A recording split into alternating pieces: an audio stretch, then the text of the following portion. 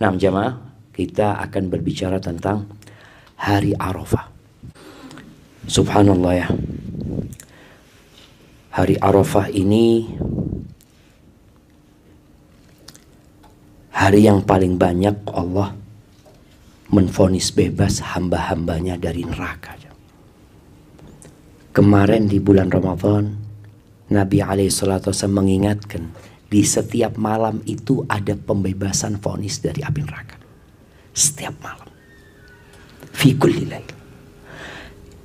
Ya entah berapa orang hari pertama, hari kedua, tapi sepanjang tahun yang paling banyak Allah vonis bebas dari api neraka itu nanti tanggal 9. Kita semua bawa dosa loh ya. Iya. Kita bisa duduk bersama di sini karena Allah tutupin dosa kita. Dosa itu meninggalkan nokta hitam. Bukan di dahi. Bukan di wajah, bukan di tangan. Tapi di hati. Kalau dosa itu ada aromanya, kita nggak akan bisa kumpul bersama. Busuk aroma itu. Maka bersyukurlah kepada Allah Azza wa Jalla yang ditutupi dosanya. Kemudian kita dipilih untuk datang ke rumah Allah. Dan besok kita berangkat ke Arafah. Allah perkenankan hal itu buat kita. Maka bersyukur. Karena kita gak pantas sebenarnya. Banyak yang lebih baik dari kita. Banyak yang lebih soleh daripada kita. Banyak yang lebih bertakwa daripada kita. Kita lihat sendiri di kampung kita. Kita lihat sendiri mungkin di kantor kita. Kita lihat sendiri mungkin di tetangga kita. Di masjid kita. Ada orang-orang yang lebih soleh. Ustaz. Dia lebih rajin daripada anak ke masjid. Dia rajin. Tapi Allah gak pilih untuk datang ke tempat ini. Itu yang berkaitan dengan hari Arafah. Kemudian Allah membanggakan jemaah haji ini di hadapan para malaikatnya. Ana mau tanya, kenapa sih ada banyak hadis yang menyebutkan Allah membanggakan hamba-hambanya di hadapan malaikat-malaikat? Kenapa?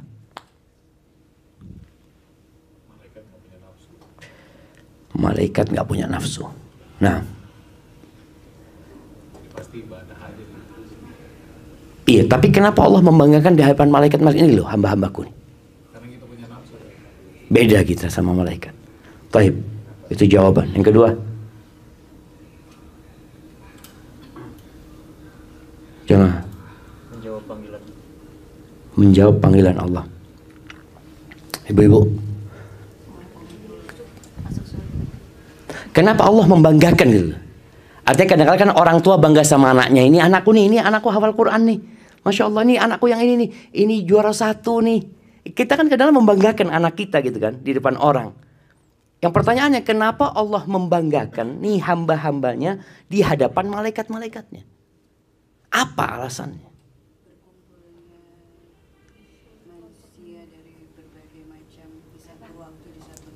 Iya, berkumpulnya manusia dari berbagai negeri ya. Nah, untuk menjawab dulu waktu malaikat pernah bertanya kenapa menciptakan manusia ke langit. Masya Allah, sahih. Itu jawabannya. Jadi sebelum Allah menciptakan manusia, Allah baru mengatakan inni ja'ilun fil ardi khalifah. Aku hendak menciptakan khalifah. Apa kata malaikat? Qalu ataj'alu fiha man yufsidu fiha wa yasfiku dima wa nahnu nusabbihu bihamdika wa nuqaddisu lak. Ya Allah, apakah engkau hendak menciptakan di muka bumi ini makhluk yang akan menumpahkan darah dan berbuat kerusakan? Sedangkan kami, ini jawabannya, kami nggak punya nafsu, kami beribadah kepadamu, bertasbih kepadamu. Artinya, kenapa harus menciptakan makhluk yang akan membuat kerusakan? Ini kan pikiran malaikat seperti itu. Apa kata Allah? Qala inni a'lamu ma la ta'lamun. Aku mengetahui apa yang kalian tidak ketahui.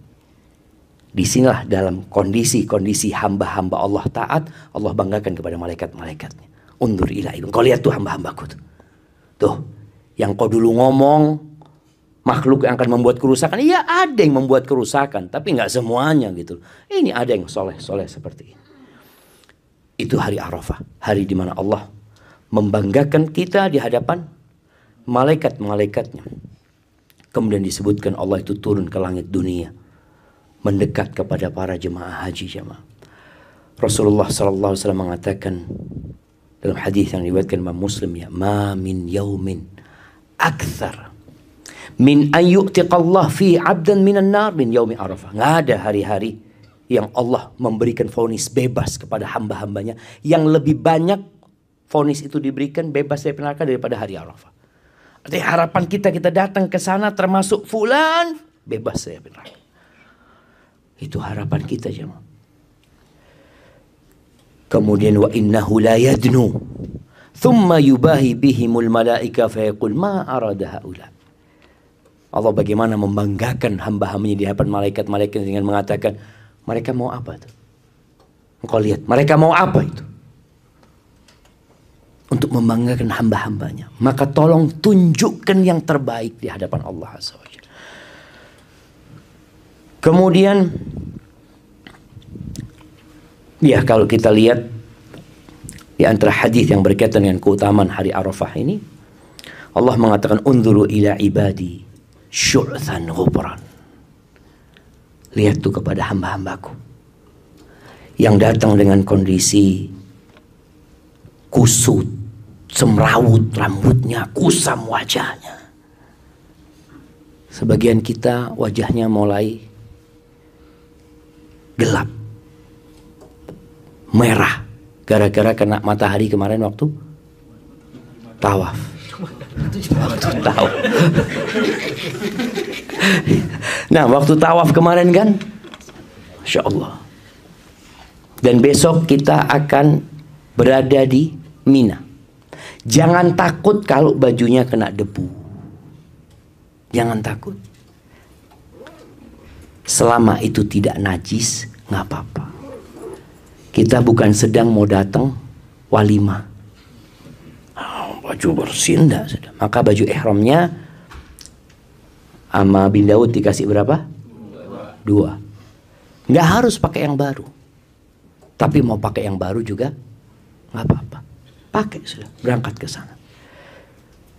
Kita bukan sedang untuk pamer kepada manusia. Kita mau pamer sama siapa?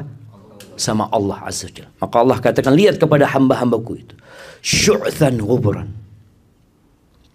Ishhadu anni qad ghafartu lahum dhunubahum. Allah mengatakan kepada para malaikatnya, aku persaksikan kalian ya, aku sudah ngampuni dosa-dosa mereka semua. Allah katakan itu kepada malaikat-malaikatnya. Lalu Allah katakan, wa in kana adada qatris sama wa ramli alij. Walaupun jumlah dosa mereka seperti butiran hujan dan seperti butiran pasir yang menjulang tinggi, Allah ampuni semua.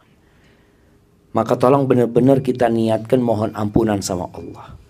Selalu para ulama ketika bicara hendak ke Arafah, hendak berangkat haji, dimulai dengan bicara tobat. Tobat. Al-hajjul mabrur laisa lahu jaza' ilal jannah. Haji yang mabrur itu nggak ada balasan yang pantas kecuali surga Allah Azza wa Jalla. Ada yang memahami penghapusan dosa itu tanpa tobat. Ana pernah baca sebuah tulisan ya. Tulisan seorang pelacur yang tobat. Dia mengatakan dulu dia simpanannya, ya dia pelacur. Dia jadi simpanannya satu pejabat di Jakarta, dia cerita. Ketika mau berangkat umroh, dia berangkat sama istri sama anak-anak. Si pelacur ini disewakan kamar di hotel yang sama, mungkin lantai yang berbeda. Jadi dia malam itu berzina dulu, besoknya berangkat umroh. Kenapa? Kan umroh dari umroh ke-1 ke umroh ke-2 itu penghapusan dosa. Seperti itu ya. Meremehkan dosa dan meremehkan Allah Azza wa Jalla. Allah itu Maha Pengampun, tapi nggak boleh main-main gitu. Maka tolong persiapkan diri supaya kita diampuni sama Allah Azza wa Jalla. Kemudian ahibati fillah, keutamaan hari Arafah ini, jemaah haji tidak disunahkan puasa ya. Kita tahu puasa itu disunahkan untuk yang tidak haji. Semua tahu dengan keutamaan puasa Arafah apa? Diampuni dosa 2 tahun. Diampuni dosa tahun lalu dan tahun yang akan datang. Gimana kita yang haji ini kalau nggak puasa berarti kita nggak dapat keutamaan itu? Dapat. Kenapa kok dapat? Ingat hadis Nabi SAW, kalau orang itu sakit dan musafir, akan tetap ditulis amalan dia kalau dia mukim dan tidak safar. Ini yang biasa puasa Arafah. Wah, tiap tahun puasa Arafah, alhamdulillah ditulis sudah. Antum berangkat ke sini, antum nggak puasa, tapi kelak pada hari kiamat ada catatan antum puasa Arafah. Ada pahala puasa Arafah.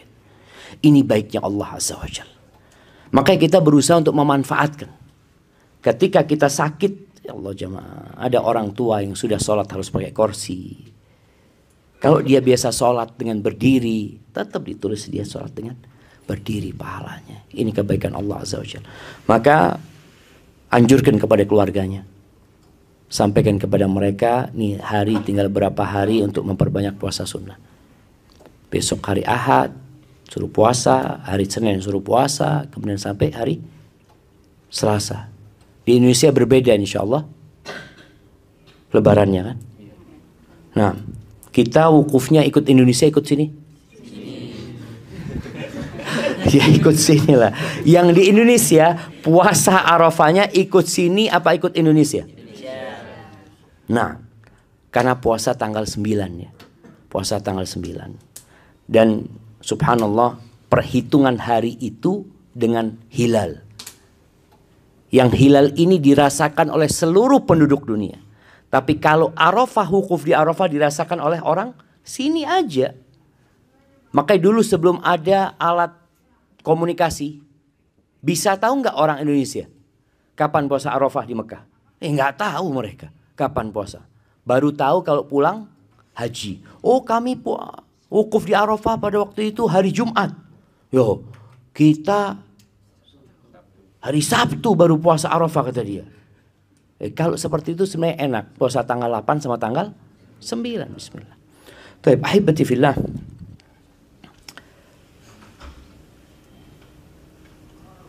Waktu wukuf. Waktu wukuf ini sebenarnya dimulai sejak matahari tergelincir. Jadi nanti insya Allah jamaah itu akan meninggalkan Mina ya habis sarapan. Kita sarapan, siap-siap berangkat ke Arafah. Dianjurkan mandi.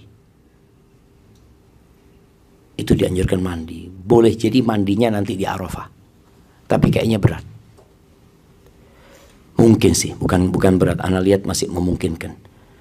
Karena ada kamar mandi di Arafah ini kurang apa ya? Kurang bagus ya. Kenapa kurang bagus? Karena Arafah hanya digunakan yang VIP pun. Tahun lalu kita di tempat yang satu itu kamar mandinya pun nggak berantakan kamar mandinya. Ana sampaikan ini supaya antum siap gitu loh. Masuk toilet. Jadi banjir toiletnya itu ya. Allahu Akbar ya. Dan ada dulu yang jebol. Jadi modelnya itu bukan dari tembok ya, dari apa gitu ya. Kadang-kala memang sudah lama. Ya jangan takut tapi jamaah. Mungkin yang buat yang besar-besar aja yang berat gitu ya. Jadi harus lebih hati-hati. Soalnya selama ini aman, tapi pernah kejadian itu jebol. Jadi di Arafah itu tidak seperti di Mina. Yang mana di Mina ini dirawat terus ya. Di Mina itu karena kita nggak seharian. Tapi 8, 10, 11, 12. Sedangkan Arafah ini cuma sebentar di sana. Jadi antara zuhur sampai maghrib aja. Sudah selesai. Dan baru dipakai lagi nanti tahun depan lagi. Maka dianjurkan mandi di Arafah ini. Ya kalau bisa ya. Kalau bisa mandi-mandi. Supaya kita benar-benar segar. Memang harapannya mandinya itu sebelum zuhur. Sebelum zuhur. Atau kalau mungkin nanti setelah zuhur ya. Kita lihat ngantuk, capek ya. Mau wukuf ya sudah nggak apa-apa. Antum mandi. Tapi larangan ihram semua berlaku. Hanya boleh seger-seger aja. Di Arafah nanti akan dimulai dengan khutbah. Siapa yang khutbah? Sebenarnya yang khutbah itu satu. Ada khutbah Arafah itu dilakukan di Masjid Namirah. Dipilih oleh pihak pemerintahan Arab Saudi yang akan jadi Amirul Hajj. Dia yang akan menjadi khatib. Tapi suaranya nggak nyampe ke tempat kita. Sehingga tiap tenda itu mengadakan khutbah. Kalau kita tendanya seperti tahun lalu insya Allah. Itu satu tenda isinya sampai berapa orang? Ustaz Nabil? 500 orang? Sampai 700 orang. Jadi tenda itu besar sekali.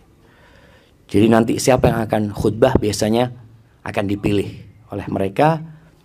Tidak terlalu penting, artinya prosesi khutbah itu kita dengarkan. Artinya siapapun yang khutbah maksudnya kita dengarkan. Dengarkan khutbahnya, kemudian setelah itu sholat zuhur asar jamak qasar. 2. Setelah itu mulai wukuf. Berapa jam kita akan wukuf?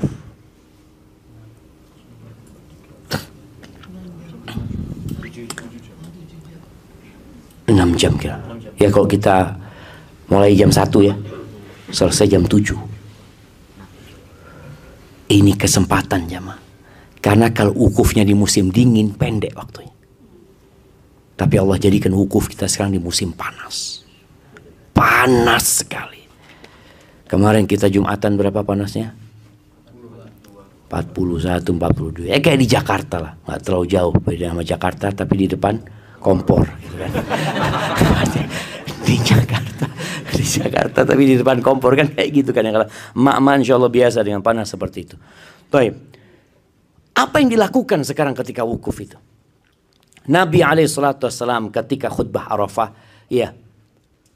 Kalau bicara di masa Nabi SAW, ya bukan di masa Nabi, di masa sekarang khutbah Arafah itu penting dari sisi memang untuk mengingatkan umat yang berkumpul ini dengan hak-hak Allah Azza wa Jal, dengan hak-hak hambanya ya. Kemudian setelah itu Nabi sholat zuhur, asar di jamak, lalu beliau meninggalkan tempat itu. Rasulullah SAW meninggalkan Mina itu pagi sampai Arafah sebelum zuhur. Dan ternyata tendanya Nabi sudah dibikinkan. Masya Allah, sallallahu alaihi wasallam. Tendanya udah dibikin sama sahabat. Sehingga Nabi masuk ke tenda, tidur istirahat. Sebelum zuhur. Maka nanti kita usahakan sebelum zuhur itu istirahat. Udah nggak ada cerita observasi, jalan-jalan, apa ini itu. Antum masuk, apalagi nanti kalau sudah tahu tempatnya ini, tempatnya di sini, tempatnya di sini. Antum di sana, duduk, berzikir sambil merem ya, usahakan seperti itu supaya nanti wukufnya nggak ngantuk. Boleh minum minuman berenergi, boleh doping, boleh. Apa? Mau minum apa ini? Ada yang dokter di sini? Extra jus. No extra jus di sini. Jadi minum apa saja jemaah, minum. Usahakan, maksudnya anak mau kopi, anak minum kopi, bikin kopi ya ini itu. Jadi benar-benar nanti ketika waktu wukuf kita kondisinya fit. Wukuf boleh dilakukan nanti di dalam tenda, di luar tenda, di gunung. Tahun lalu ada gunung di belakang tenda kita. Silahkan, nasihat anak payung semua dibawa. Dan orang wukuf nggak boleh, nggak disunahkan puasa ya, karena tadi supaya dia kuat berdoanya. Dia bawa air, bawa ke atas sana sama istrinya, mau berduaan nggak apa-apa. Atau mau jauhan sama istri, udahlah. Engkau punya doa, engkau baca sendiri. Aku punya doa, aku baca sendiri. Yang penting kau aminkan doaku.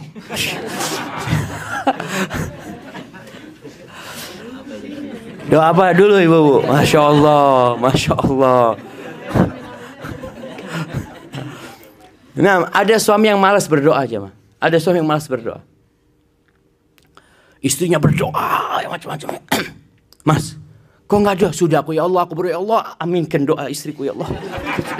Dia ini ada yang malas berdoa kayak gitu. Insya Allah doanya istri baik lah buat suaminya. Bukan doa ya Allah mudah-mudahan cepat mati ini Allah. Ini sudah ada mungkin.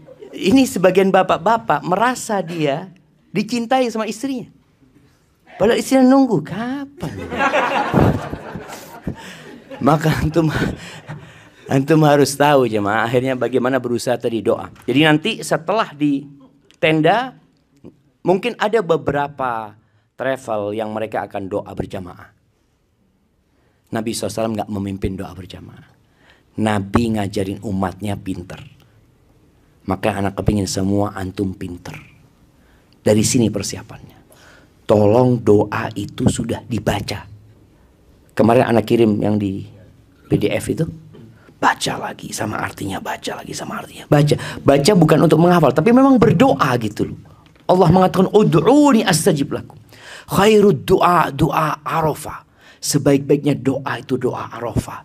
Subhanallah, di antara keutamaan Arafah ini, Allah Azza wa Jalla akan mengabulkan doa orang-orang yang berdoa dan doa buat orang lain yang dibaca oleh orang-orang tersebut. Maka kalau ada titipan doa antum baca, antum catat fulan, ini ibadah jamaah. Bukan karena kita mendoakan fulan, tapi kita sedang beribadah kepada Allah juga. Ya Allah, fulan kepingin ini, Allah doakan satu persatu fulan ya. Ada mungkin yang ya doanya tadi, Allah maghfir lil mu'minina wal mu'minat wal muslimin wal muslimat. Iya nggak apa-apa, kita doakan umat Islam secara umum, doakan secara khusus. Sebut namanya. Itu insya Allah antum punya apa? Punya waktu, bukan punya waktu ya. Punya banyak modal untuk berdoa. Antum sebutkan siapa yang antum mau akan doakan. Dari saat ini antum pikirkan. Yang pertama orang tua anak, bapak anak. Bapaknya dulu doakan bapaknya. Apa yang diminta buat bapaknya. Yang sudah berjuang untuk anaknya. Setelah itu ibunya. Setelah itu mungkin ya istri apa anak. Ibu-ibu ini lebih sayang sama suaminya apa sama anaknya? Suami. Oh. Suami, Ustaz. Suami nomor 1. Nomor 1 dari belakang. Ada yang nomor 1. Nah tadi. Jadi doakan, urutkan dia. Terus doa. Dan ada doa-doa dari Al-Quran. Baca doa-doa dari Al-Quran. Kadang-kala kita ini ya, kualitas doa kita itu sesuai, setara dengan ilmu kita. Makanya ada orang yang permintaannya sangat remeh sekali. Di masa Nabi SAW, Nabi pernah bersama para sahabat lewat kampungnya orang Badui. Kemudian sama orang Badui ini dimuliakan Rasulullah SAW ya. Dikasih makan, dijamu. Lalu Nabi SAW berpesan, idza ataital Madinah atau idza ji'tal Madinah fa'tini. Kalau engkau nanti mampir ke Madinah, ke kota, engkau singgah tempatnya aku ya. Subhanallah, benar. Ya singgah. Nabi ingin membalas kebaikan orang ini sallallahu alaihi wasallam. Apa kata Nabi SAW? Salni, engkau minta apa? Kata Nabi SAW, ya Allah, itu baiknya Rasulullah SAW ya. Kata orang ini, naqah arkabuha wa a'nuz yahlubuha ahli. Aku minta onta ya Rasulullah yang untuk dikendarain. Jadi bukan onta untuk disembelih, bukan onta untuk dipersusunya. Jadi onta yang bisa dikendarain ini mahal. Jadi kenapa orang ini minta yang itu? Karena kalau kasih onta boleh jadi onta itu nggak bisa ditunggangin. Bahkan Nabi SAW mengatakan ya, an-nasu kaibil mi'ah. Orang ini seperti 100 ekor onta. La takadu tajid fihi rahilah. Dari 100 ekor onta itu belum tentu ada satu yang layak untuk jadi tunggangan. Orang ini minta yang mahal. Banyak nggak yang dia minta? Kalau ada yang datang, Bapak punya mobil Alphard. Ustaz, kepingin apa Ustaz? Oh, ini Alphard nih. Banyak apa entah? Mungkin sebagian orang mengatakan, oh Ustaz, mahal ini Ustaz. Ini orang minta itu. Dan minta beberapa ekor kambing yang bisa dipersusunya. Lalu Nabi bertanya kepada para sahabatnya. Ayajizu ahadukum ayyakuna mithla ajuzi bani Israel. Apa nggak bisa kalian ini menjadi seperti wanita tua dari kalangan Bani Israel? Ini dihadapkan kepada para sahabatnya setelah mendengar permintaan orang Badui.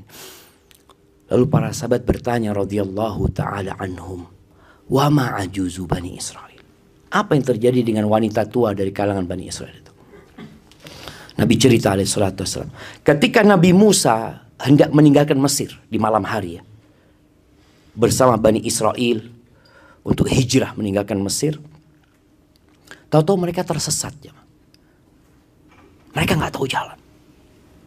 Lalu Nabi Musa bertanya kepada sesepuh Bani Israel, "Anna hadza, kok bisa seperti ini?" Mereka mengatakan, Nabi Yusuf. Cerita Nabi Yusuf nih. Karena Bani Israel ada di Mesir itu disebabkan Nabi Yusuf yang membawa mereka ke Mesir. Nabi Yusuf berpesan, berwasiat, bahwa kalian jangan tinggalkan Mesir kecuali kalian bawa jasadku. Jasadnya Nabi Yusuf. Kata Nabi Musa alaihissalam, "Waman yadri qabra Yusuf?" Siapa yang tahu sama kuburannya Nabi Yusuf? Sepanjang hidupnya Nabi Musa alaihissalam nggak pernah tahu dengan kuburan Nabi Yusuf. Dan entah itu kakek Nabi Musa yang keberapa. Kata orang-orang itu, ada yang tahu, ada satu orang. Wanita tua, hanya dia yang tahu. Akhirnya dipanggil perempuan ini. Nabi Musa mengatakan, "Dullini ala qabri Yusuf." Seorang nabi ya, minta kepada perempuan salah satu umatnya, tunjukkan kepada aku kuburan Nabi Yusuf. Kata perempuan ini, "Hatta tu'tiyani hukmi." Tapi permintaanku engkau kabulkan. Kata Nabi Musa, "Apa permintaanmu?" Perempuan tua ini jamaah nggak minta kembali muda, nggak minta dia sehat ya, nggak minta kekayaan. Dia cuma mengatakan kepada Nabi Musa, "Aku ma'aka fil jannah." Aku kasih tahu engkau kuburan Yusuf, tapi aku bersamamu di surga. Aku bersamamu di surga.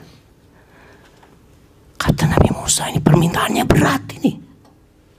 Maka tadi dibandingkan dengan onta, dibandingkan dengan kambing, dibandingkan dengan mobil, itu semua hina aja mah, remeh. Maka tadi ilmu seseorang itu akan membuat dia meminta sesuatu yang besar. Makanya kenapa Nabi SAW mengatakan kepada para sahabatnya, "Idza sa'altumullahal jannah," kalau kalian minta surga sama Allah, fasaluhul firdausal a'la. Minta surga Firdaus. Sebagian kita, anak nggak apa-apa Ustaz masuk surga walaupun di pintu surga. Ya ada yang seperti itu jemaah. Ini karena ilmunya dia cetek ke sana. Kalau dunia dia minta yang paling top, tapi kalau surga apalah. Yang penting tidak masuk neraka. Wallahi jemaah. Maka tadi tolong persiapkan doa. Minta doa dunia akhirat. Taib kita wukuf, tidak harus dalam kondisi bersuci. Tapi usahakan berwudu. Berwudu lagi. Nanti kalau batal ke kamar mandi atau ambil air ya. Nasihat anak tadi bawa payung. Cari tempat terbuka. Cari tempat yang nyaman untuk berdoa. Soalnya biasanya tadi dalam tenda itu ada yang doa bersama ya. Ada yang zikir bersama yang mungkin membuat kita tidak konsentrasi. Sudah cari. Jangan cari ustadznya. Di situ yang dipanggil Allah Azza wa Jalla. Dan banyak godaan. Anda sebutkan godaan itu banyak makanan, minuman ya. Dan sebagian orang berpikir wukuf itu ya 1 jam berdoa selesai. Kalau bicara cukup, ya sah hajinya. Yang penting dia tidak meninggalkan sebelum matahari terbenam sah. Walaupun dia di sana cuma diam ngobrol, sah haji. Tapi dia kehilangan ya fadilah yang besar sekali. Selesai kita nggak ada sholat asar. Nanti ketika matahari mulai menguning ya, sampai sore tadi, jamaah diharap kumpul. Karena silahkan berpencar sampai nanti mungkin jam 6 atau setengah 7 diharapkan sudah berkumpul kembali. Kita akan naik bus. Mungkin belum terbenam matahari kita sudah di bus. Dengan harapannya nanti matahari terbenam kita jalan. Nabi SAW itu wukuf di atas ontanya. Duduk di atas ontanya ya. Ontanya didudukkan supaya lebih enak ya tempatnya. Artinya cari tempat yang nyaman sudah. Yang nyaman. Makanya sebagian orang kalau wukufnya di dalam tenda, itu tempatnya nyaman banget. Tapi buat tidur. Nyaman. Wallah jamaah, rasakan bisa selonjoran. Kayaknya nanti dihilangkan itu kasur di mana? Di Arafah itu nggak perlu pakai tikar aja kita nanti di sana. Yang jelas itu kemudian kita akan meninggalkan Arafah menuju ke Muzdalifah. Nah, insya Allah besok kita cerita tentang Muzdalifah. Ya. Kalau ada pertanyaan, nah, salat maghrib ini pertanyaan yang penting sekali. Di mana kita salat maghrib? Subhanallah, ketika Nabi SAW habis matahari terbenam itu beliau berangkat dengan ontanya. Jabir bin Abdullah atau Hudzaifah bin Yaman mengatakan kepada Nabi SAW, ya Rasulullah, as-salah, as-salah. Kata, ya Rasulullah, udah masuk waktu sholat gitu. Mereka mengingatkan Nabi SAW. Kata Nabi SAW, sholat di depan kalian. Jadi sholatnya di Muzdalifah. Itu kalau kita meninggalkan Muzdalifah sebelum maghrib. Tapi biasanya ada jemaah, macam-macam jemaah ini. Ada yang meninggalkan jam 9 malam. Kenapa? Supaya masih bisa makan di Arafah. Jadi jemaah ini, kita rugi kita kalau berangkat sebelum maghrib. Makanan belum siap gitu kan. Jadi ada, boleh sebenarnya. Artinya meninggalkan Arafah itu nggak harus matahari terbenam. Tapi boleh malam hari juga boleh. Yang jelas dia punya kewajiban mabit di Muzdalifah nantinya seperti itu. Tapi kita insya Allah ingin yang paling afdol lah. Kita ingin sebelum maghrib berangkat. Berkaitan dengan makan di Muzdalifah, nasihat ana kepada jamaah, kurangin karbohidrat. Bawa buah, apel ya.